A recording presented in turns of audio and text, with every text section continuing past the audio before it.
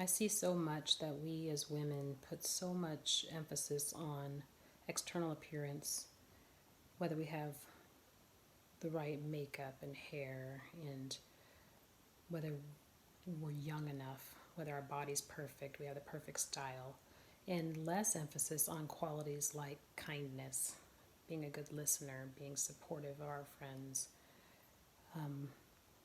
and showing up for people in that way, being interesting, having, you know, hobbies and interests, and being well read or well rounded, being spiritual. And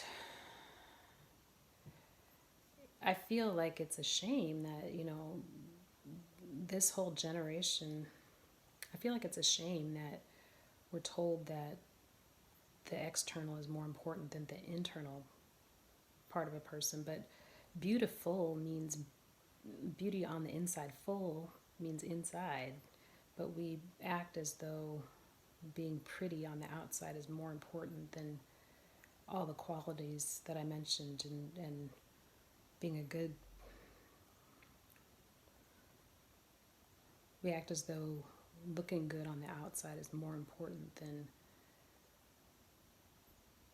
being easy to be with, being fun, being enjoyable, or even just enjoying our own lives.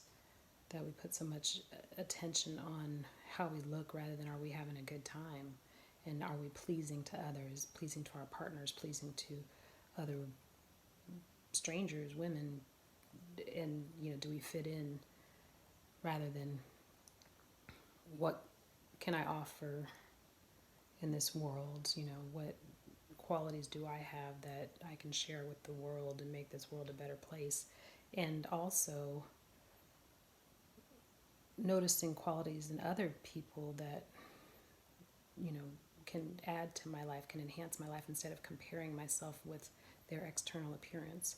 It's just so unimportant, in my opinion, what somebody else looks like.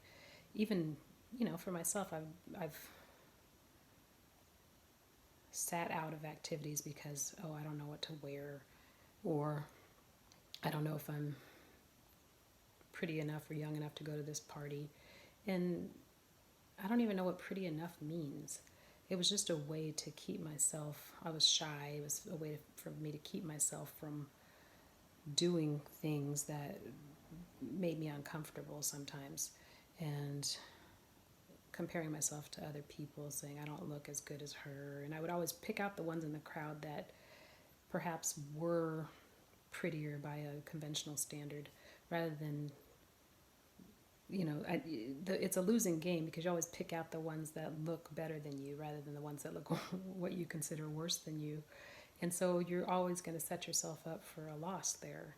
Or if I felt heavy, I would be looking for all the thin people in the crowd. But you don't even see the people that are your size or bigger than you, because you're trying to convince yourself that I'm not thin enough. So I did an experiment. I went to Jazz Fest a couple of years ago. And for a full day, I decided to look around the crowd and see who was actually attractive to me, as far as other women in the crowd, who stood out to me as the most attractive. And it was interesting that it wasn't the ones that would have been considered the prettiest, you know, as far as looking like a model or something like that. But the ones that lit up to me were the ones that were just full of life, that were relaxed. They seemed secure in themselves.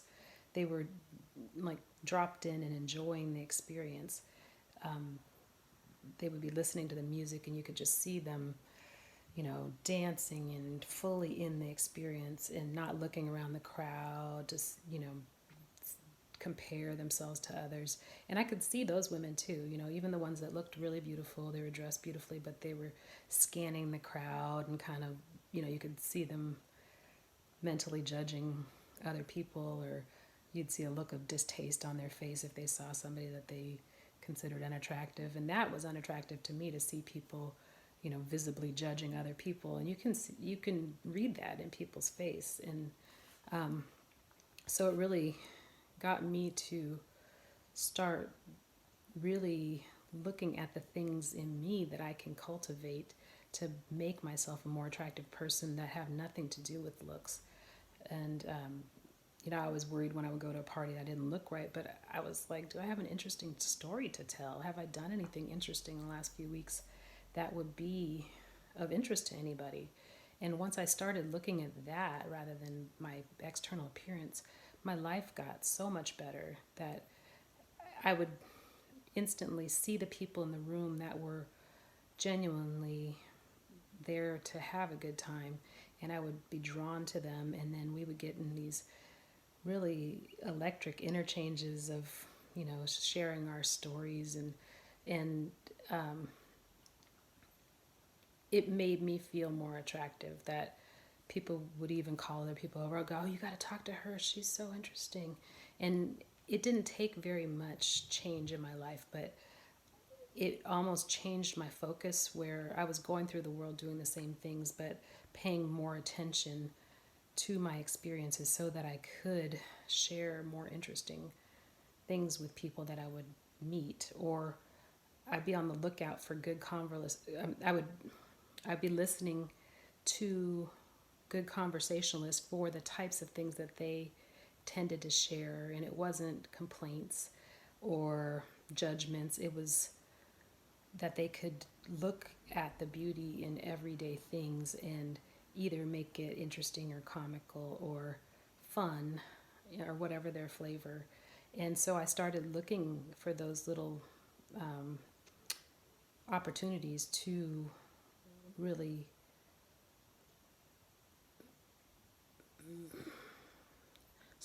I started looking at my days as opportunities to collect experiences that I could share with others to help light them up or entertain them, or make myself more interesting that way. And that, I think, brings a much needed,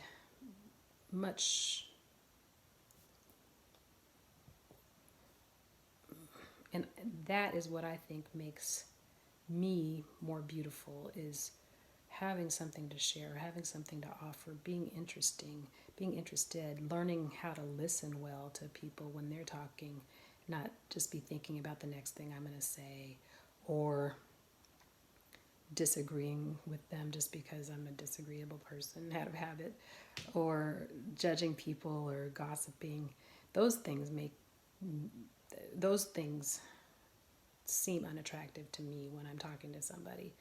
And not that they don't have a right to do those things, but it makes me want to either leave the conversation or direct the conversation in a new direction, because it doesn't make me feel very good when I get into those conversations with people, or when they start putting themselves down. Oh my God, I gained 10 pounds. It's like, that's just not very interesting to talk about. And it doesn't make me feel very good about myself either, especially if you're thinner than me. So, I already feel a certain kind of way about my weight, and it's getting better, but I really don't want to talk about weight ever again with another woman.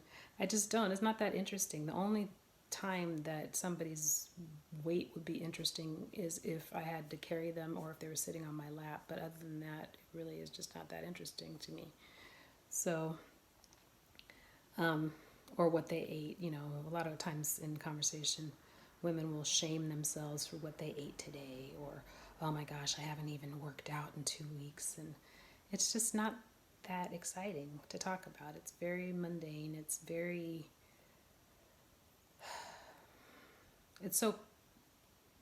such a common thing that we get into as women, this comparison of how much of a sloth I've been and haven't gone to the gym.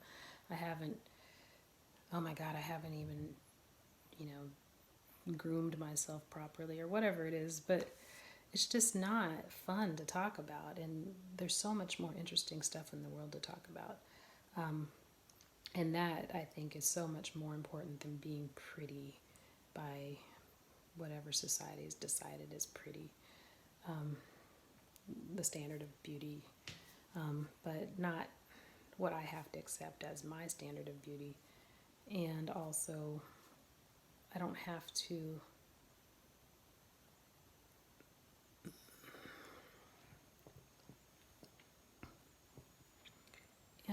also it reduces women to so much less than they are. You know, we're such magnificent creatures. We have so many facets, and external appearance is just one very small part of it. And it's limiting to accept this idea that your external appearance is more important than anything else in the world. And it's just not so. And that's part of empowering women is to, um,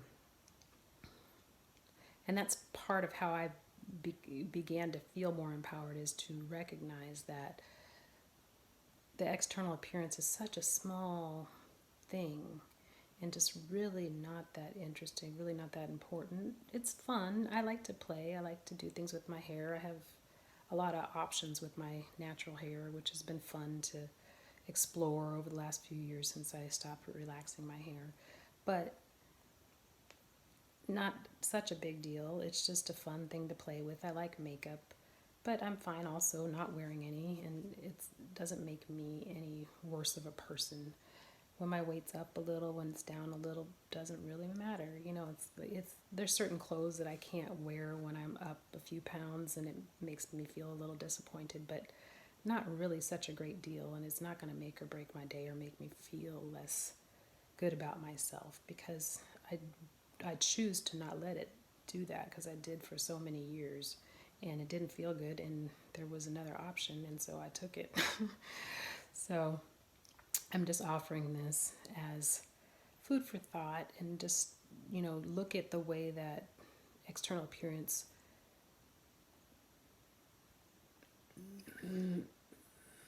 just in I'm just inviting you to look at the way that your external appearance occupies your brain power, and look at whether there's other things that you could be doing with that time, with your energy, other than putting yourself down for how you look, or spending a whole lot of time with trying to keep up with how everybody else is looking, or comparing yourself to others, when it doesn't feel very good to do that. And, you know, if there's other things that you could be doing that would be more nourishing to your soul. So, something to entertain. And thank you for listening. If you have any other topics that you want me to talk about, if you have any topics you'd like for me to cover, feel free to comment below, or if you go to my website, reneehilliard.com, I have a lot of blog entries there. And if you go to my website, reneehilliard.com, I have a blog there with a lot of really interesting topics that I cover. And I'd love it if you'd subscribe to the channel. And until next time, bye-bye.